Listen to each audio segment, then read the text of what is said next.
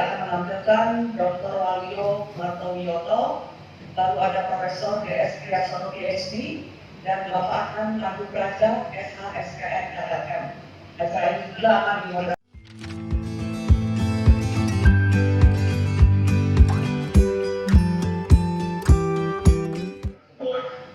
Senior saya, Pak Walio, presentasi, karena beliau sudah membahas persoalan integrasi. Jadi tugas saya dapat tugas mensosialisasikan, mengenalkan keterkaitan 5 standar. Yang pertama adalah SNI 31 manajemen risiko 3100 mengenai teknik teknik 2231 ini BCM jadi assessment atau discrimination tetap dengan usaha. Kemudian ada 2 SNI saya dapat tugas untuk berikan pengenalan, yaitu SNI 849 ini mengenai manajemen risiko dan sumber daya manusia yang terkait dengan risiko dalam sebuah organisasi. Saya sudah diperkenalkan oleh Pak Victor sebenarnya, dan tidak perlu ini. Jadi intinya saya hanya ingin mengaitkan pilar 1 dari Master Plan Sektor Jasa Keuangan Indonesia, mengapa perlu standarisasi untuk CAC. Kemudian secara sepintas kelima standar tadi akan saya paparkan secara sepintas, dan sebagai catatan penutup saya ingin sedikit men-share hasil penelitian kami CRMS, Center for Risk Management and Sustainability, yang terkait dengan implementasi manajemen risiko di Indonesia. Kira-kira seperti itu rangka paparannya. Saya yakin ini kurang dari 15 menit saya sudah selesai. Ini yang mengulang apa yang tadi disampaikan oleh Pak Enrico mengenai pilar pertama dari MSJKI, Master Plan Sektor Jasa Keuangan Indonesia. Pilar yang pertama, penguatan ketahanan dan daya saing. Dan poinnya tadi sudah sama-sama kita dengarkan. Saya cetak beberapa yang menurut saya sangat relevan dengan tema yang saya harus kupas, yaitu pilar pertama itu memperkuat tata kelola manajemen risiko dan makro keuangan. Kemudian menyelaraskan atau sinkronisasi pengaturan dan pengawasan SJK dengan mengacu pada best practices dan atau standar internasional. Jadi ini 2 dari 4 poin pada pilar pertama sangat relevan dengan persoalan yang kita bahas pada hari ini, soal CRC. BSN saya perlu menyinggung ini, mengutip buku terbitan BSN mengenai manfaat standarisasi menurut Sekjen PBB Kofinan. Ada 3 yang saya garis bawahi atau saya cetak ulang. Pertama, mempercepat diseminasi. Sangat jelas ya, kalau standarnya tidak ada tentu sangat sulit bagi OJK ataupun bagi kita semua untuk memastikan bahwa sistem-sistem ini dapat di masyarakatnya. Yang kedua, jelas ini bisa meningkatkan daya saing bisnis. Ini ada bukti baik teoritis maupun empiris, ada bukti yang akan saya sampaikan. Kemudian memfasilitasi pemilihan dan pembuktian kesesuaian. Sangat penting untuk practitioners, untuk para spesialis manajemen risiko adalah paparan tentang faktor-faktor yang mempengaruhi pemilihan teknik. Pertimbangan-pertimbangan apa saja yang diperlukan untuk memilih sebuah teknik. Nah, ini yang bagi saya paling menarik di sini sebetulnya. Nah, itu ternyata bergantung pada kerumitan persoalan. Kalau persoalannya mudah, ya tidak perlu menggunakan teknik yang canggih. Ibaratnya untuk membunuh lalat tidak perlu dengan meriam, kan, gitu kan. Nah, kemudian faktor berikutnya adalah derajat daripada ketidakpastian. Ini sangat menarik, banyak membahas teknik-teknik statistika dan seterusnya. Kemudian tentu saja sumber daya. yang tersedia. Nah, kalau anggaran untuk implementasi manajemen risiko itu sekat atau apa itu terbatas, ya tidak usahlah mencoba teknik-teknik yang membutuhkan banyak sumber daya. Ya. Nanti seperti burung-burung, istilah, definisi, konsep-konsep, proses penilaian risiko, dan pemilihan teknik ini dijelaskan dengan sangat bagus di dalam dokumen ini. Nah, saya ingin menyoroti sebagian saja dari ISO 10010 ini ya. Yang pertama ada bahasan cukup panjang lebar tentang tipe-tipe teknik. Digolongkan menjadi 3 golongan besar: teknik untuk mengidentifikasi risiko, kemudian teknik menganalisis risiko, ini yang paling banyak, mulai dari bagaimana menganalisis dampak dari risiko, apakah tekniknya kualitatif atau kuantitatif, bagaimana keefektifannya, bagaimana tata cara pendugaan atau estimasinya, itu dipaparkan.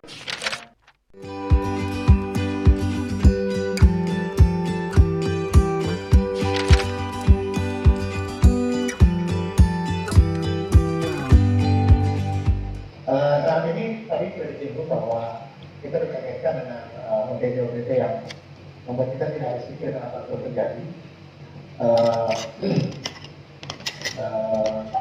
Rupanya harus ada satu solusi yang ini kan dan atau kenapa ini kita pasal ya pun di satu yang oke kita lakukan diskusi yang waktu di sini jelas sekali bahwa semua pemerintah mendukung penerapan dari sini bisa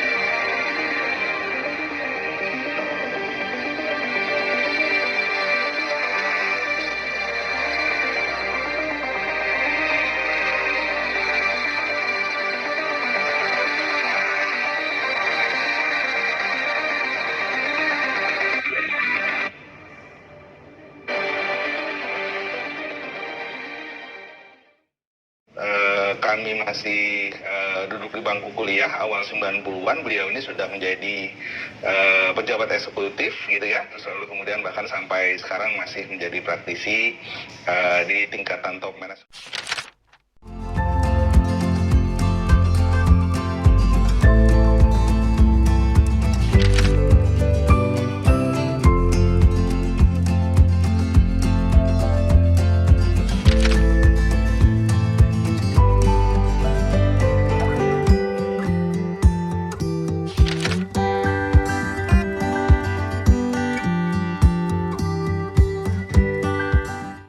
Bisnis, dengan proses bisnis, dengan tujuan atau objektif bisnis, dan ini harus dijalankan secara merata tadi ya. Kalau kita mengutip dari apa yang disampaikan oleh Pak Fajar tadi gitu ya, baik dari infrastrukturnya, aturan mainnya maupun orangnya.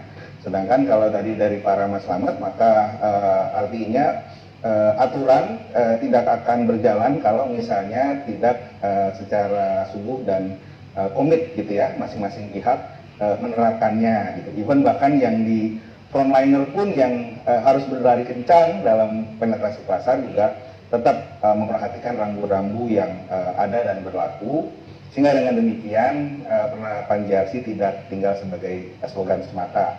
Mudah-mudahan Bapak Ibu sekalian, hasil diskusi kita ini membawa manfaat kepada Bapak Ibu, khususnya organisasi di tempat Bapak Ibu berkait organisasi Indonesia, tentu saja para pelaku usaha di sektor jasa keuangan untuk memperkuat penerapan JRC di organisasi masing-masing. Lalu kemudian dari sesi launching dan bedah buku cegah korupsi dengan pendekatan JRC, ya kita juga sama-sama belajar bahwa ternyata JRC juga bisa loh kita manfaatkan untuk mencegah korupsi. Satu penyakit kronis yang harus kita bersama berantas gitu ya. Kalau tadi istilahnya Mbak Esther, bukan hanya yang tua, tapi yang muda pun juga harus ambil bagian gitu, dimana Mbak Esther sudah memberikan teladan.